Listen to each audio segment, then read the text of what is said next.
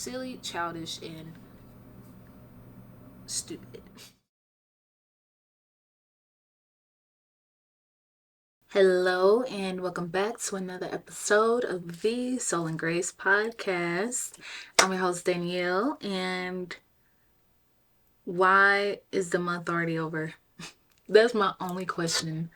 Um, there's no other thing that can come to mind right now because it is insane how fast the last 3 months have went by. Literally August, September, October, going into November. I mean, almost like a nursery rhyme. I'm ready for 2024. I really am because I cannot wait to see um, what I do and what I actually stand on. Like, I am so past the resolution type of thing because I don't know. I don't believe in resolutions, but I do believe in journaling because I have about 6 journals that literally, besides like this whole thing, we're getting more into media, and I'm just looking at myself in the monitor. I don't know how not to do that. Um, but yeah, literally, I lost my train of thought, but I lost my train of thought because I'm looking at myself. Anyways, the year just went by. Oh, New Year's resolution. See, this is why I have the outline because otherwise it would be an episode full of that. We don't want that. Um, anyways, New Year's resolutions and journaling. I have about 6 journals that literally everything besides like this I've acted on and it came true or it happened. I tried it out, something of the sort. So I do believe in that. But yeah, I am like, I'm ready, but I'm not ready. I feel like the year went by so fast. There was so much that I just really didn't have enough time to do. The way time, if I'm not mistaken, wasn't that this year or last year they let us know like Earth is actually spinning slightly faster than it's supposed to, or what they think? Because honestly, these people don't know about Mama Gaia. They don't know really how she works. They're just trying to figure it out. I have to remind myself of that every time. But if it's spinning faster, that would make sense of why time is going by fast. Because I promise you, it does not matter how much preparation um, that I might go through for a day. Literally, by the time like you wake up, and then by the time I don't know, like those first 4 hours of the day go by slow, but then 3, 5, 6, 7, 8, 9, 10, 11, 12. The day over. The day is over. And I got to divide it into 3 different areas. So, yeah, it's not enough time in my day. But, yeah, anyways, how y'all doing? How your week going? Um, did you practice anything from the last episode? Was any of that beneficial? I don't know, but I would love to know. Let me know. If you are listening on Spotify, make sure, and if you aren't listening on Spotify, please go check it out because it is amazing. That is an amazing app. I'm not sponsored, but it's so cool for the creators or people who want to try to get into this and create one-stop shop easy. And so you guys, my future listeners or whoever, any podcast, if they are hosting it on um, Spotify, I wish Apple has something like that. You guys can send in recordings or answer my Q&As. So like my polls and interact with my episodes and me. So make sure you guys do that and let me know how's your self-discovery journey going. Is it going good? Is it going bad? What other topics you guys would like to cover? Because there are, I think I have 2 more core episodes, and then I'll do one about myself, and then move forward. So yeah, let me know what you guys want to talk about after that. Not now, but after that. Today's episode, I'm not drinking anything fun. I am drinking a freaking energy drink and agua because yeah. So cheers. Apparently this is um the Rocks energy drink, and I'm trying to get unhooked from Celsius because I really think it's starting to. I don't know. I was addicted to them for sure. Great pre workout. I don't even know if they consider pre workouts, but that's what I would use it for. Um, but I can't drink those because sometimes I get like this weird. I don't want to say a heart pain, but I don't know. It's something going on with the Celsius in that. And I know people actually have had issues with that too. Like I've seen it on TikTok and they have little heart monitors and stuff. So I'm not trying to end up like that. Found these. They were at Costco. I've seen them in like the Circle K or something when I'll go in and go get Alani's, but this is pretty good and it has L-glutamine. It has a bunch of other stuff in it, like everything they always advertise, you know, healthy, no, I don't know, sugar, no color, food dye, no, what's the word I'm looking for? Unnatural or my mind's just going blank, but y'all know it's supposed to be really good. Most of the stuff sounds good on here, but it tastes really good and it doesn't give you like the jitters. So, and it honestly, this will take us into the show. So let's go ahead and get into the gotta have it for the week. Besides this thing, because again, there's not enough time in the day. I'm a night owl, and right now, like I have a contract where I'm working overnight. All of these things, like I'm up until 4 or 5.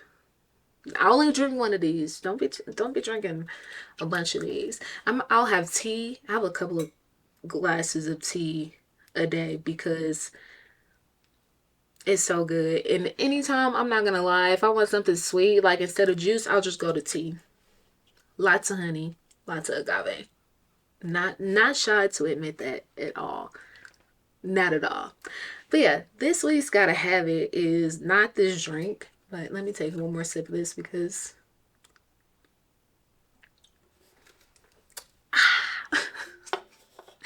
using this mic is so, it makes me feel so official. Honestly, so official. And I'm just trying to lean it back close to me because I just desire to lean back in my chair.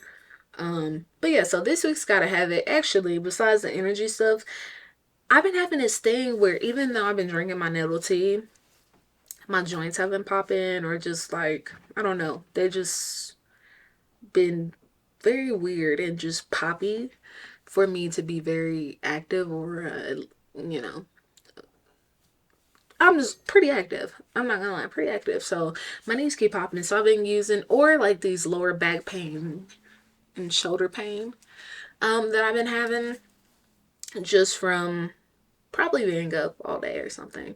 But Deep Blue, it is a product by doTERRA. It is an essential oil blend.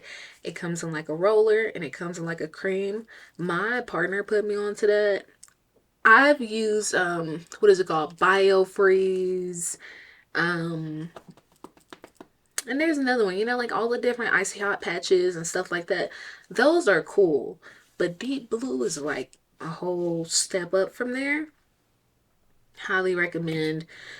I might be overusing it because even if I just feel like, ooh, just like the slightest little discomfort, I just roll it on, put it on because again, it just makes you feel so good. Don't rub your eyes though. Don't do it. I'll make sure to tag it in the bio. And soon, so I have my website up, but I will be releasing a full website and not just one for looks where you can shop where it has the full on links to these things. But I will tag it because again, I don't need the 10%, 15% of commission for a product. I'm only recommending stuff that I stand behind anyway, so definitely check it out. If you get any type of little soreness or whatever, Deep Blue. Hopefully, if you hear a child's joyous and joyful laugh, Hopefully you can't hear it upstairs. But anyway, so yeah, that's this week's Gotta Have It. Again, it'll be tagged in the bio. And then once I upload the video to YouTube, it'll be there as well. And you guys could go check it out. Again, I stand behind it. Some of their stuff, doTERRA stuff, their essential oils are amazing. Some of their stuff is super high. Not gonna lie. But the deep blue, whether it's like the roller or the lotion, it lasts a long time. You only need a little bit. So highly recommend, definitely check it out. And let's go ahead and get into the main part of the show.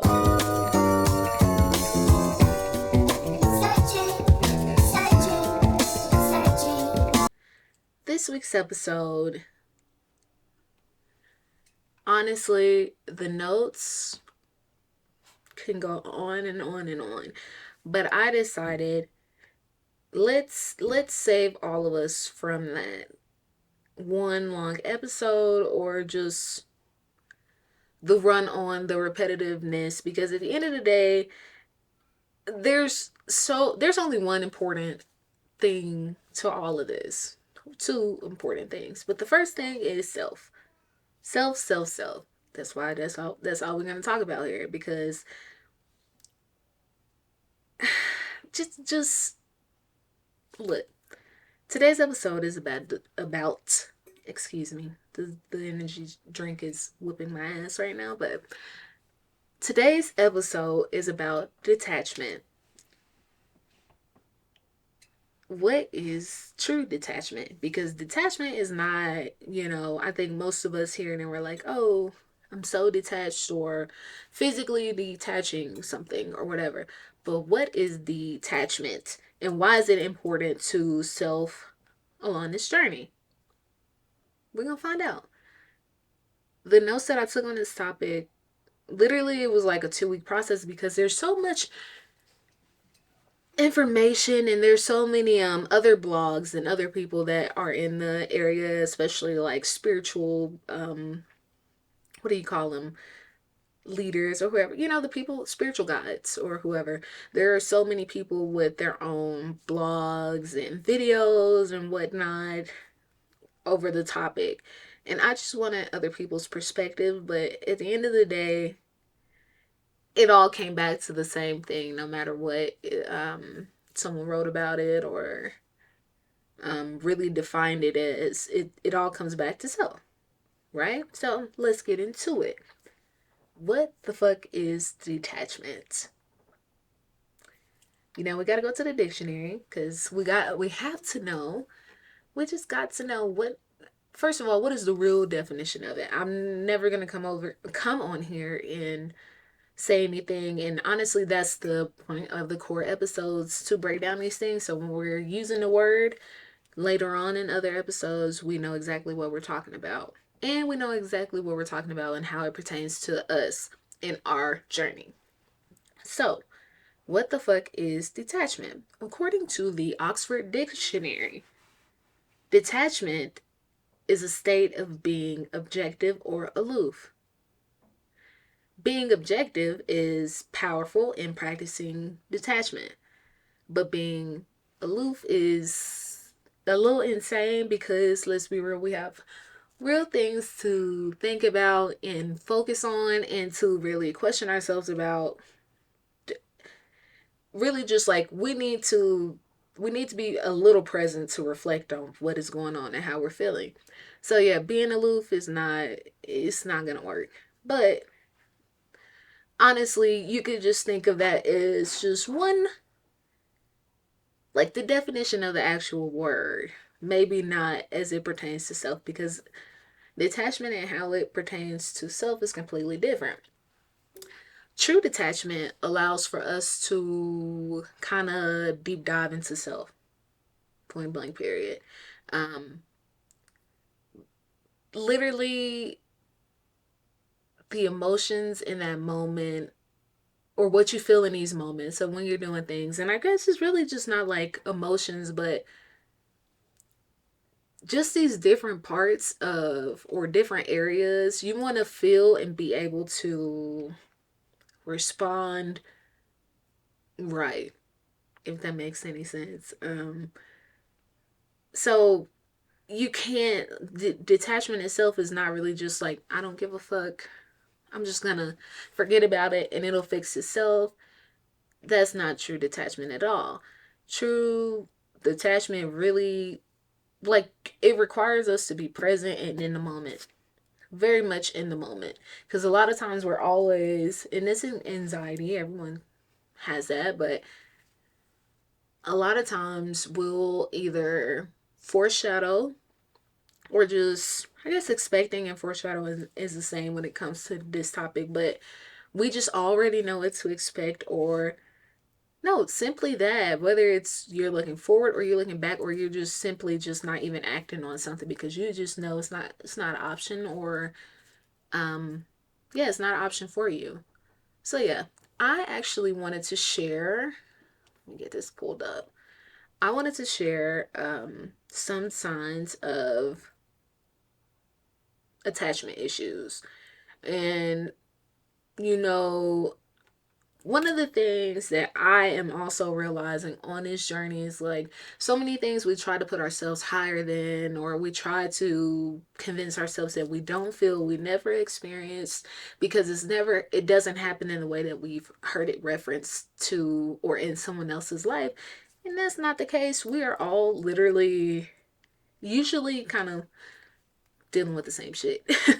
We just all either, some of us can voice it, some of us can display actions that are voicing it louder than we might be speaking up for ourselves too, but we all kind of deal with the same thing. So here are a few of the common um, traits or signs, better yet, that you are attached to shit, things, people, places, whatever. You're attached to things in your life and you might need to detach. So, the first one is fear.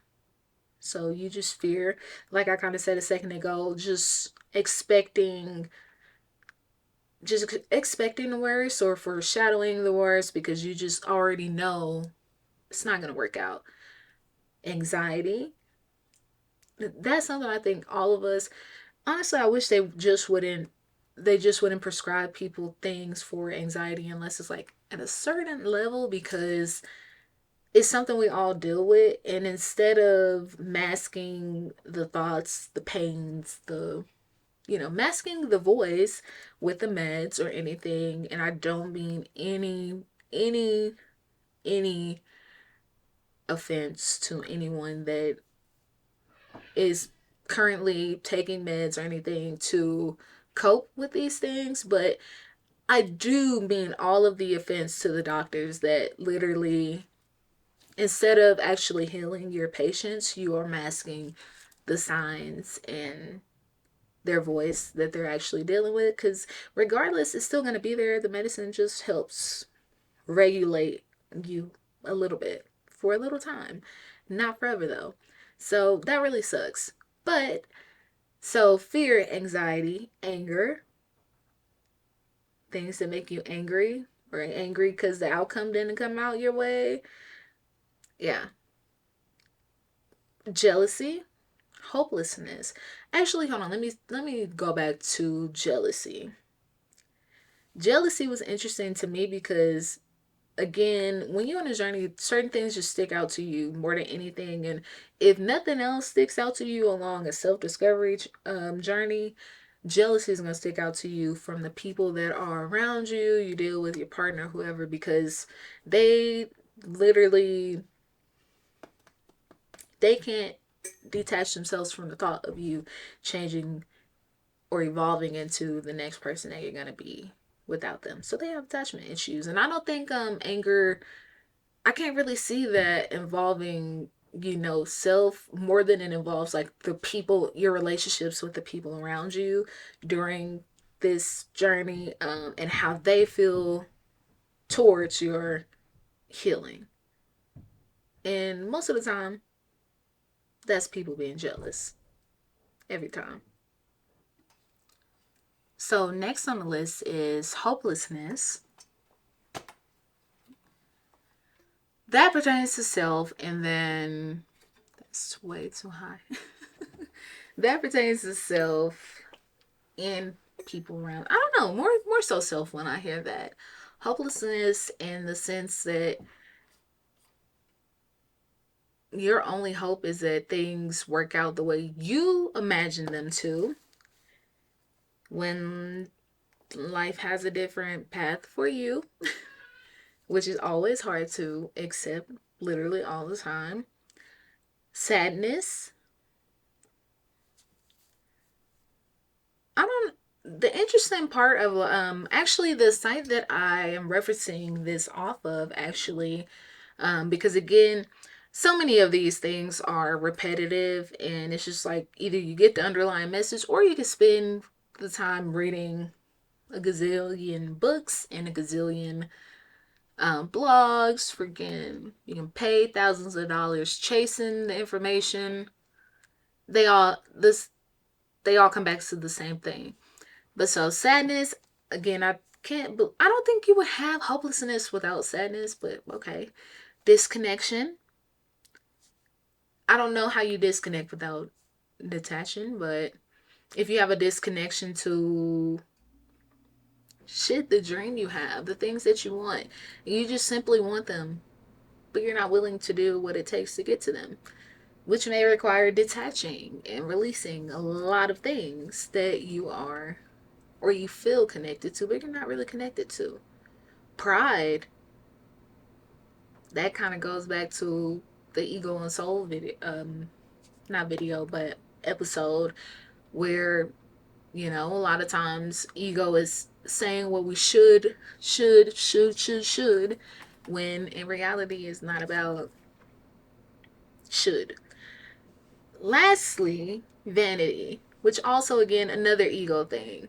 If I had to look at this list and think, honestly, anger, jealousy, pride, yeah, those all are ego, like characteristics of ego. I think so. Yeah, if you relate to any of these things on the list, you probably are attached to things, and that is okay. That is okay. Because again, you just it's not about just forgetting and letting go. It's really not. I really hate in many ways. I haven't really had to just look at things that way, but you even though we say we don't give a fuck, we usually give a fuck. And then you think about it, you think about it, you think about it, you're still giving a fuck. Maybe you forget it for some time. Somebody might just bring it up and now you give a fuck again. And now your mind's like turning and everything because you're just giving a fuck about things that you really shouldn't. Or not that you shouldn't, you never took the time to acknowledge those thoughts and feelings and then not give a fuck. So think of it as like awareness, acknowledgement, and then not giving a fuck. Address it. Awareness, acknowledge, address, then not give a fuck. As soon as I figure out which, because sometimes when I be making stuff and crafting, like the words have to look aligned. But as soon as I get that awareness, wait, awareness, acknowledgement, addressing, and then not giving a fuck. However, I can get that put out. It's going on a shirt. It's going on something. It's going on a sticker, because that is crazy. Awareness, child. Let me put that in my notes. Let me put that in my notes because I ain't gonna remember that. But I do love that the three A's, triple A. Look at me coming up with things. Some therapists probably got this figured out, but I'm just now clicking it. But honestly, those three things, the three A's. Goddamn, I'm good. In my mind. In my mind. In my mind. So awareness. Got this mic right here. No. Technology will do what it wants to do real fast. Awareness. Acknowledge. And address.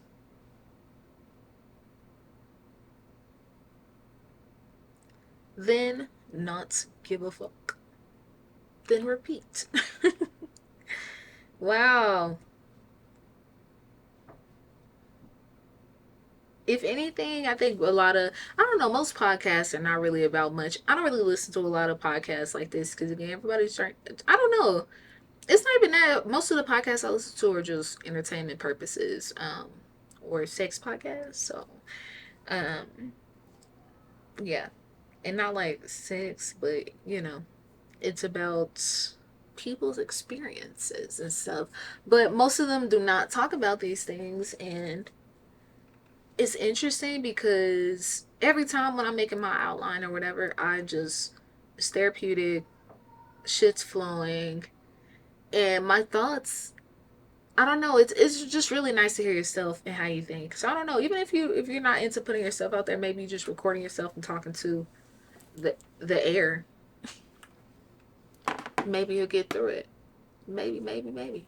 But yeah. So again, if you or anyone you know are experiencing any of these side effects, please introduce them to detachment, the true form of detachment, because we all need it.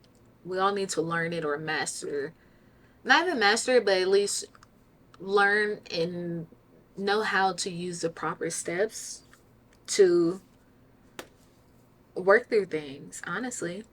But yeah, so now that we have spotted out those traits, I wanted to go into overcoming resistance and fear while practicing detachment. Now, a lot of when I was looking into this, so much of it, I think because of course, as humans, like we're just so, most of us anyways, a lot of us hate people. A lot of us are too afraid to talk to people, and a lot of us just we know how to deal with people, but we don't appreciate them. But when you look up detachment, there's so much stuff that comes up about detachment in relationships. But so now I'm just realizing, like, one, again, detachment is deeper than that, but the layers of it, and the layers of the word relationships, because your relationships are not just sexual, they're not just about your wife or husband, girlfriend, boyfriend, whoever. It's your connections and everything with other beings that you come across. Excuse me. So, um, you know, I wanted to just moving forward in the show, we'll just go over how to things that can help you overcome it, and then how do we basically have the awareness to spot healthy and unhealthy forms of detaching, because again, it's much deeper than not giving a fuck. So practicing detachment can be challenging, especially if you are used to being highly attached or reactive in your relationships. If you're highly reactive, that is a major thing. But if you experience fear, resistance, or discomfort when you are finding things that may not serve you and you are deciding that you want to detach, um, you know, it's gonna make you uncomfortable every time. But here are a few examples or common things that I found online that can help with overcoming that. So the first thing is challenge your assumptions. Identify any negative beliefs or self talk that are keeping you stuck. So that little voice that you hear that's talking to you, a lot of times, sometimes it's a good voice, sometimes it's a bad voice. But if it's the good one, what is it saying to you? And really listen to that and dissect it, because it might not really be something that you need to act on. It's really just how I sum that up. um you know, the self-talk that, self-motivation or whatever you want to use, your affirmations, whatever you want to use, um some way try to find a way to incorporate that into what you're doing, so you kind of really your own hype man in that case. Next on the list, practice self-compassion. I don't know if I need to do an episode on like self-compassion, or I don't know, is that just like that might be an episode just dedicated to self-love. I just don't want to sound crazy because the way I love myself is wild. And I'm an advocate for self love, so I don't want to just. Some of these things, like, I understand we all don't receive the message the same way. Our experiences come into play, beliefs come into play, all of these different things, and that's okay. So, but it makes some of the topics. I don't need to be afraid to talk about them, but it just I'm probably a little bit more afraid of how it's perceived because I've already had the issues where people are like, "Oh, you're so bougie," blah blah blah. But I've come to terms like, "Oh, I'm just bougie because y'all think I'm bougie because I know myself and I know what I want, not because of the shit I have or what. None of that. It's simply how I carry myself. No one could ever say it's because I got this, and this, and I'm gonna throw this in your face. And blah. No, not even the people that have ever called me bougie would ever say that. It was simply probably, oh, the way she talk or something like that. That's not my problem. But when you have had those kind of mental challenges and where it's like in the back of your mind with people, um, some topics you shy away from, and that's kind of one of them. But it might come down the lines because all of this is a self love journey. It's literally is about building a better relationship with self. So you can't do that if you don't love your motherfucking self. You can't. Um, but yeah, be gentle with yourself. This is still on the practice self compassion. Um, be gentle with yourself along this journey. That's why I constantly remind my future listeners that I am on the same journey with y'all. Maybe I've been doing it a little bit longer, but it's never ending. You learn new shit, your mind changes, thoughts changes, shit changes. That's the only thing constant in life. Change. So go with that change. Be okay in that change. Settle in that change. Accept the change. Don't fear the change. Even if you can't see through the change, be the change. You get it. You get it. Um, Next, seek support. Seeking support in not your friends, not everybody that's around you, not support sometimes is not the people that you are constantly talking to all the time. It's not your best friend because that's a lot of times not the support we need. You need outside support sometime, and just outside support because it is you can be you can be vulnerable. I think it's a lot easier to be vulnerable with a stranger. And I've gathered that based off of all the information people will give me when talking to me, or I see them giving out to people when they're talking to people. You just need, a lot of times we just want to know somebody hear us and they're listening. And we'll tell them everything they want to hear, every part of your life story, the hospital you were born at, in the time. Not me though, some of y'all. Because I had conversations with some of y'all. And it's okay to be an open book sometime, but I don't want to know what time he was born. Unless we're talking about birth charts, and look, we're not talking about that unless we're really we locked in. So, yeah, seek support. Talk to a trusted friend. I just debunked that one because yeah, you need an you unbiased conversation and living and um what do you call it, vent sessions, unbiased vent sessions matter.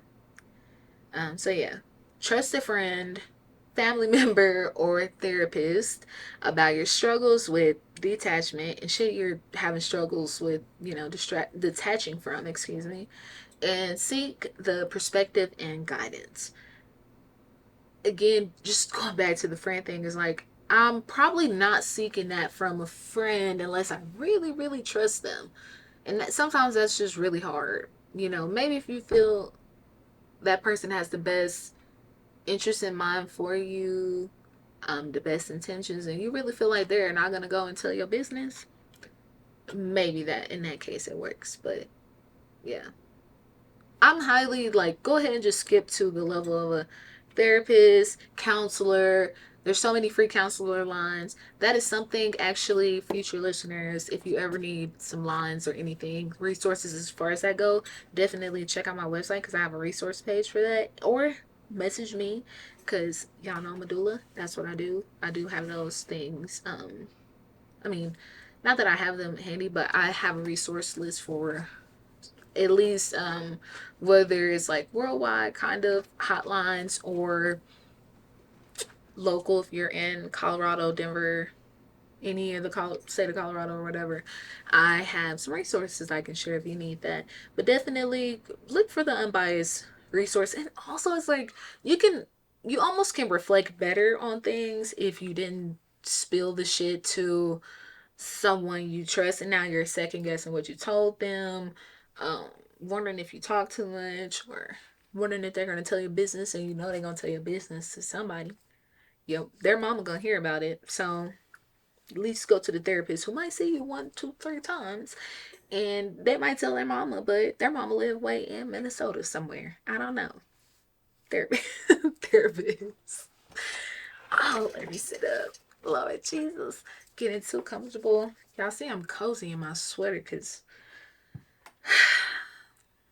the seasons are setting in. They're settling in. The way it's been chilly in my house is, yeah. So I'm in my sweater. My, what is this? Pretty little thing. Got my earrings on. This. Honestly, if you are getting into podcasting, sorry to derail, make sure you dress up. Even if you're not on the video, dress up, record, get a little cute, get a little cute, get your monitor set up. Yeah, and do that. Oh, let me not flash my vape pen. But yeah, so now we will move on to differentiating between healthy and unhealthy detachment in relationships.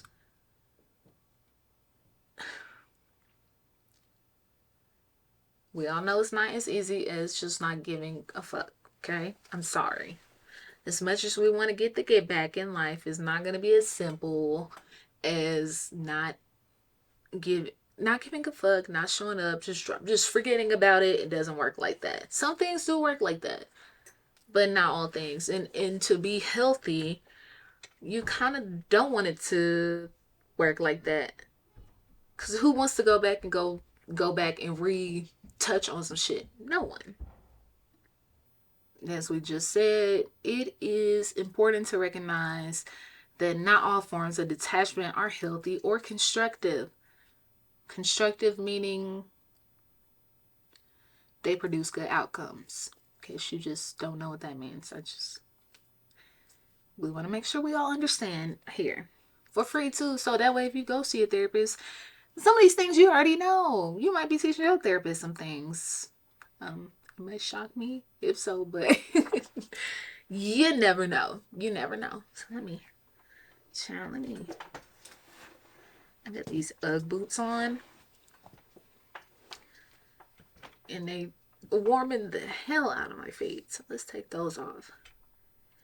But yeah, unhealthy detachment can lead to isolation, disengagement, and even emotional neglect. That I don't give a fuck is emotional neglect. Because you do give a fuck. And how dare you not listen to yourself? How dare you? How dare you? Healthy detachment, on the other hand, involves maintaining a connection with your emotions and needs while preserving a sense of distance and perspective. To differentiate between healthy and unhealthy detachment, here are some things that, again, I found online that seem to be common and consistent through advice from not just the blog people, but just good sources of information. So, the first thing, Ask yourself if you're preserving your autonomy and sense of self while engaging with whatever it is. So, or acting on whatever it is that you want to act on.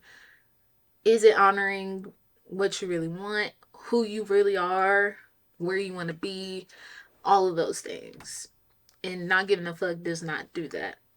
Two, check in with yourself. Um, Actually, check in with yourself, your partner, um, whoever around you before just not giving a fuck. Before detaching. I'm just saying, because I know that's the not giving a fuck is a common way that we all can feel about things. So that's why I'm just going back to that. So yeah,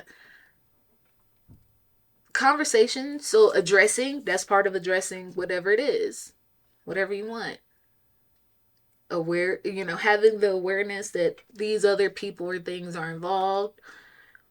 Um, Fucking acknowledging everything or person involved, how they feel, acknowledging not only your feelings, but if it's a person, their feelings.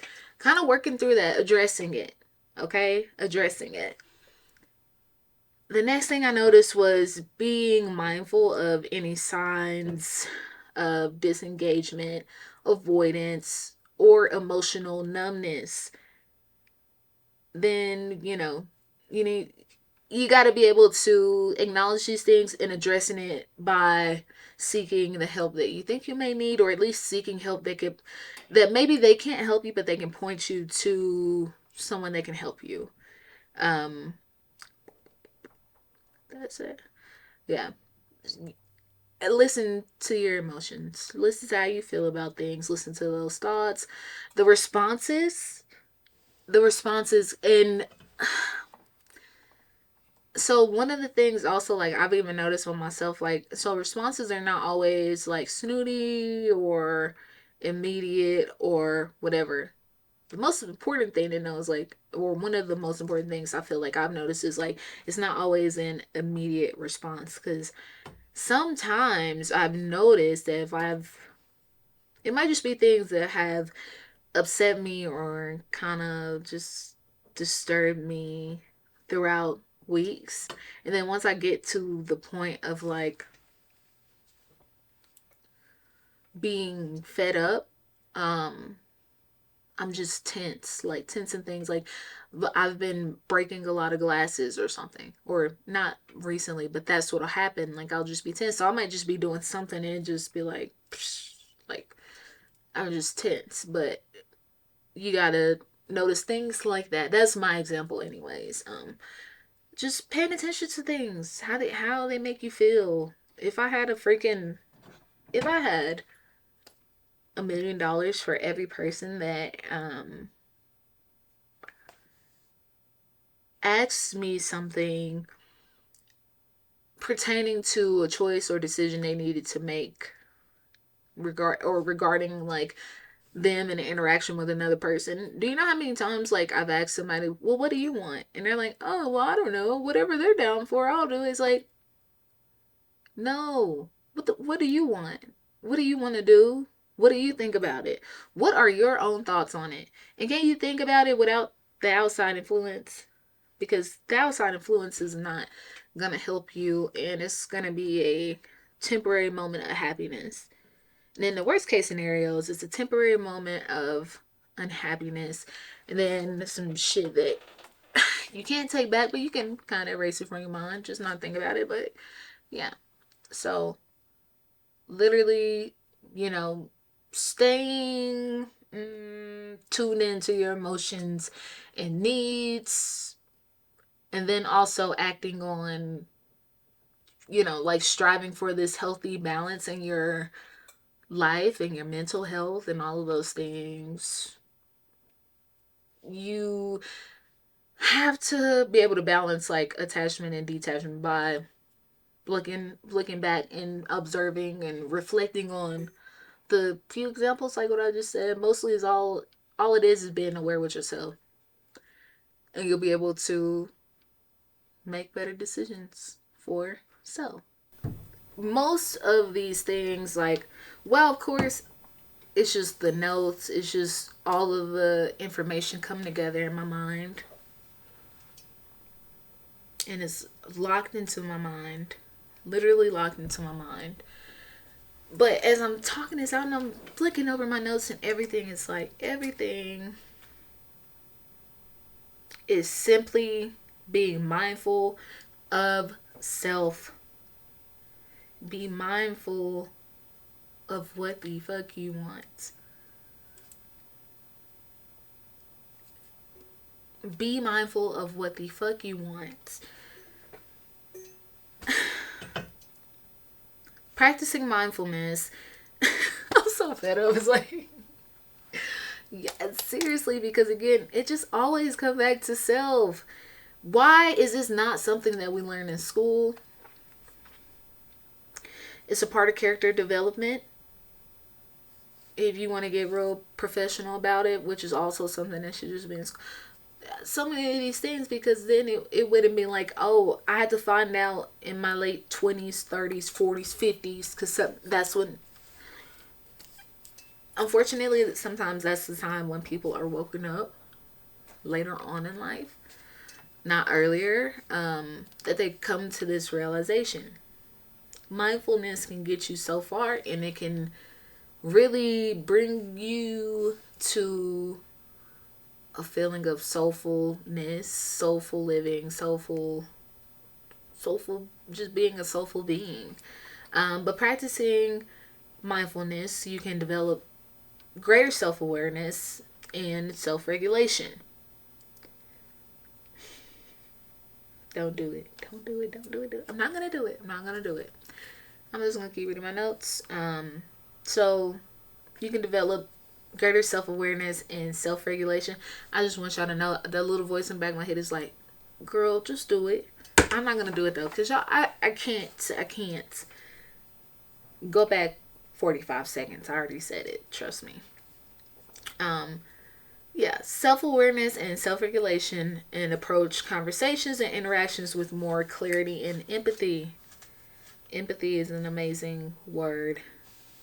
Honestly, every time when I hear that word, I think of a Ab Soul song that doesn't really relate to self, but it's about like relationship, or like, you know, how he feels about a woman or whatever. But empathy is something that we all lack, but we also like misuse the word or misuse its purpose in the relationships with people that we have. Sometimes people misunderstand empathy as like you have to just be so soft and understand everything, and it's not the case. It's not the case at all. I don't know, maybe that's something else. I'm not sure if that's something that's worth like a full episode, but I'll look into it. If you don't know anything about empathy, look it up.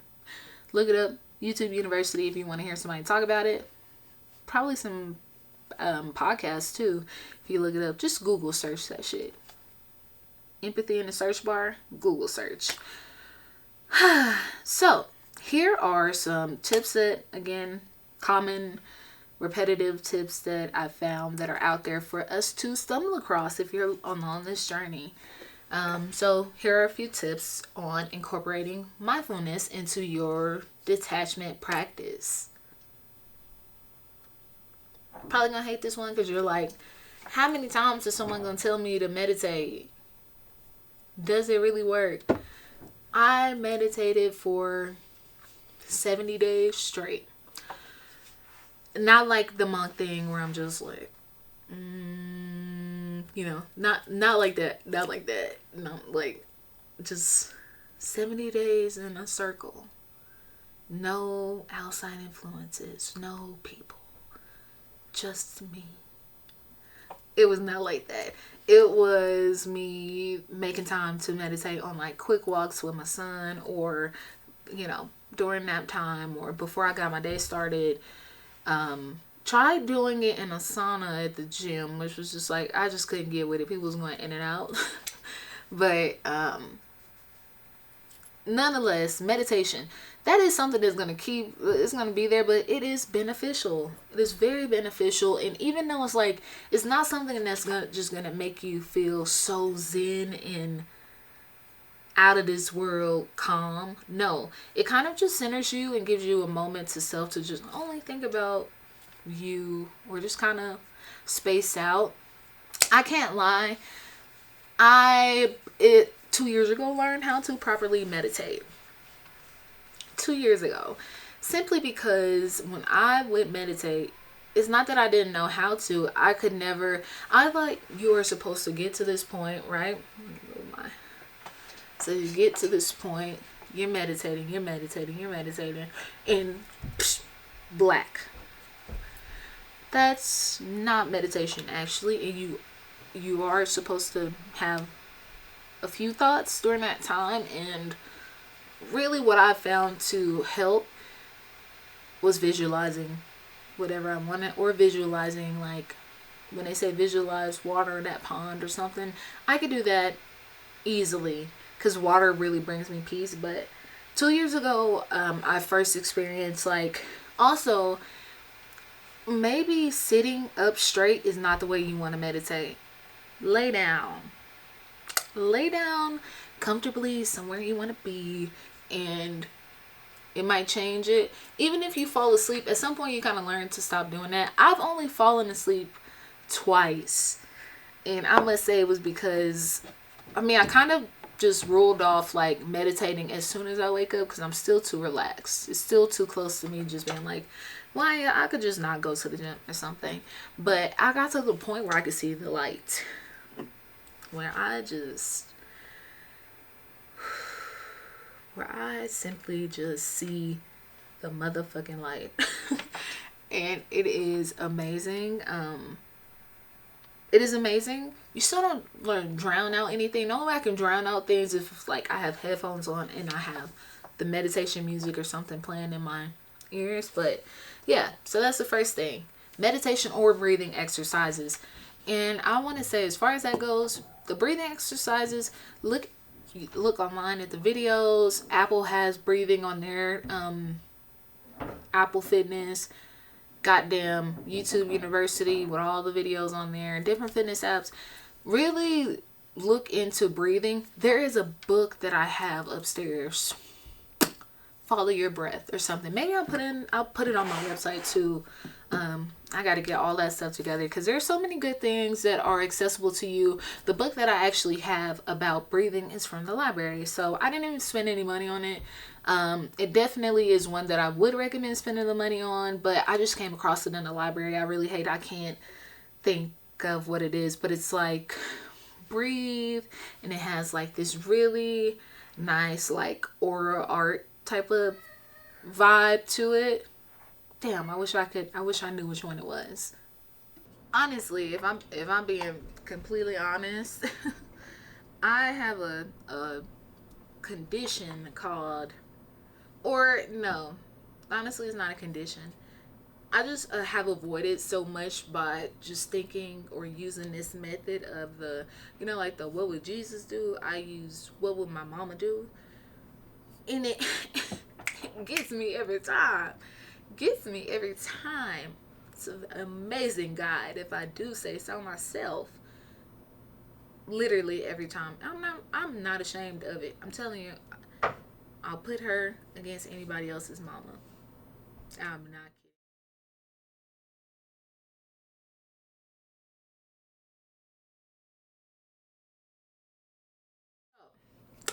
kidding. Let's get into how we stand on business and keep the boundaries. Boundaries are not just for people, they are also for self. If self has no boundary, the rest of your life will lack that as well. Learn to set the boundaries within, and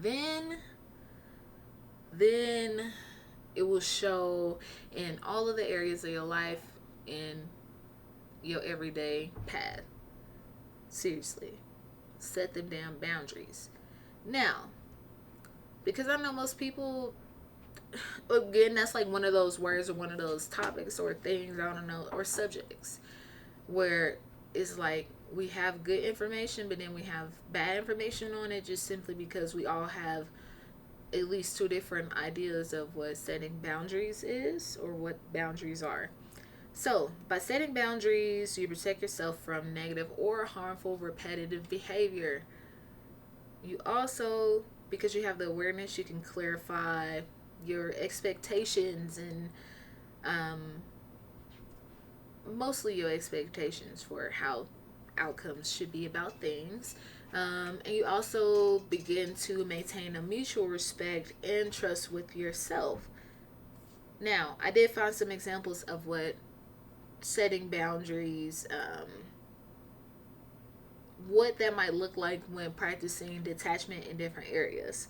So, first, reserving time for your damn self, okay?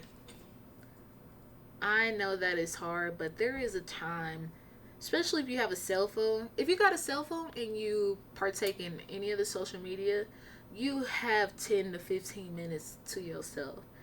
Figure out how to dump the apps for yourself. Best advice I can give you.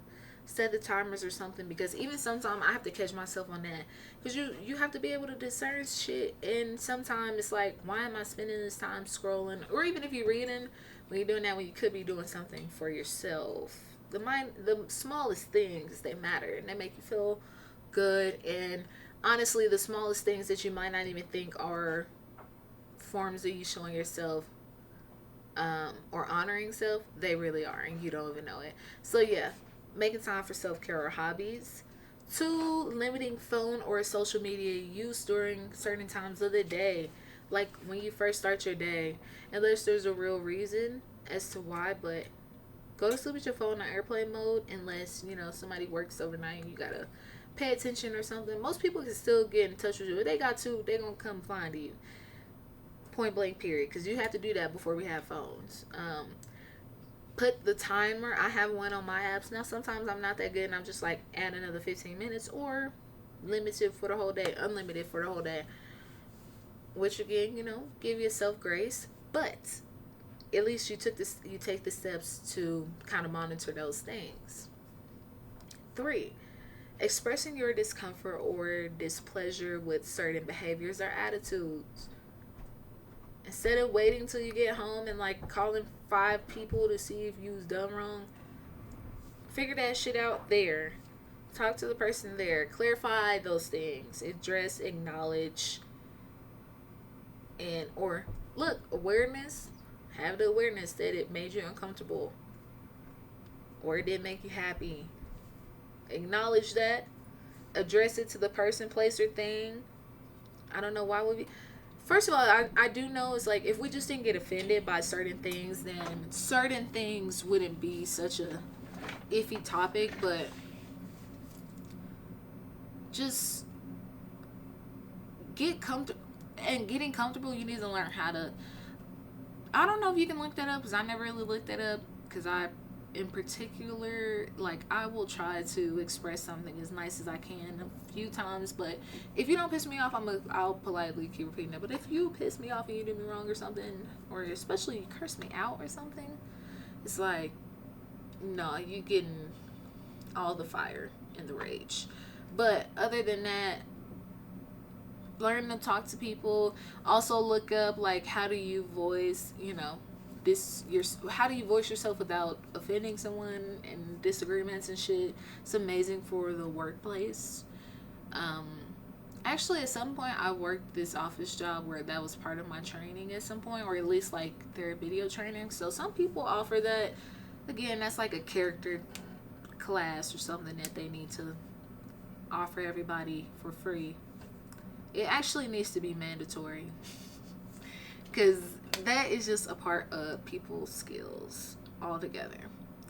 Lastly, declining to engage in conversations or activities that are triggering or uncomfortable for you. You don't have to deal with that. I don't give a fuck, so I don't have to deal with that, okay? Just, you don't have to deal with that. Have the awareness, acknowledge, address. The awareness, and I'm not really into this conversation right now. Acknowledging that awareness. Okay, I agree with that. Addressing, hey, sorry, I just can't talk about that right now. I'm not interested in talking about that right now. Can we talk about something else? Yeah. If somebody get offended by that, that's their bad. Oh well, suck it up, Chuck. Suck it up. Declining the activities is like you don't have to go. You don't have to go if you don't want to. You don't got to go. You don't got to be there, okay? You don't have to. Nobody's making you. Your friends might be bad. That's silly, childish, and stupid. So, if that person is like that, they're just not meant for you. Things happen. Things happen. Sometimes you want to be at home in your bed, in your house. So what? People keep shooting up shit. Fuck it. I'm at home. Yeah, if it's triggering or uncomfortable, you don't really want to be there, don't take the energy there. Don't mess up someone else's experience, their vibe, their mood. It's not worth it. So many ways that will affect you in different ways. So stand on your word, stand on your shit, as they like to say in the streets. Stand on it, okay? Because nobody else is going to do it for you. There's like lint on my mic. Jesus. But stand on it because nobody's going to stand on it for you. And actually, they're probably going to challenge it more than anything. So practice that. Really practice that. It's not going to be easy at first, but remember, it's not I don't give a fuck.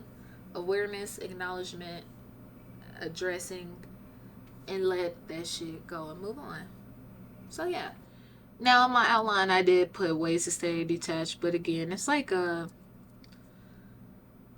I just kind of feel like there's no need for me to go over that just simply because this is a forever thing. It's not going to be easy to just detach from things. And that's all right. That is literally all right. Y'all know what time it is. Y'all know what time it is. The part of the show that we all love and hate. It's the end of this damn episode. So I just wanted to say something to my future listeners and viewers. If you're watching this on YouTube, thank you for tuning in. Thank you for tuning in. Thank you for showing up. Thanks for running up my engagement, even if it's just one at a time. One listen at a time. Thank you very much. I am clocking in every week, even if I don't necessarily upload. I promise I will never keep my future listeners waiting longer than 2 weeks. If anything, I'll probably drop 2 episodes if I miss a week. But yeah, thanks for showing up. Because I'm doing this for us. I'm not really doing it for. I'm doing it for self, of course, but I'm doing it for us and the people that want to learn how to really love on themselves and pour into themselves because it is something that women struggle with so much, and we shouldn't. We shouldn't. It is something that we all should have peace and honestly the knowledge on the things, or just we all should be well versed in real self care, love, acknowledgement, awareness, all of those things, about self. We should have those things and we don't for certain reasons, but you know, we're